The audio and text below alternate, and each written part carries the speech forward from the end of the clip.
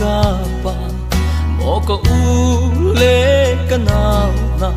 lung khaten chuan kan rel tri kan ru chum tuala se se ji suratika bale fa kan ni chen la ula nau kan ni chen lai kan ting ti lai lo mo ka pa van sung ram noa ma khi sung khát tình lâu in kan ni tua không hà mo tay tăng sa du kan tha ba Jesus Christ par na ta sung khát kan tin kho ve na na lung ai then về cha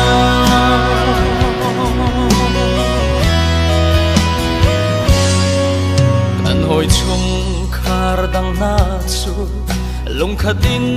biak in an van pathian sin tha za an cham chung khar pum an tua se se kan ni chung khar da tharawin mi dang kan si kriya chung khar tin lo chu apoi tu ke ka thing mo kanu van chung ram noa ma khi chung khar ting lo in kan ni noa không hà mo dai tăng sa du kan tha ba Jesus Christ sun pa na tang a chung khar kan tin kho ve na na lung ai then về cha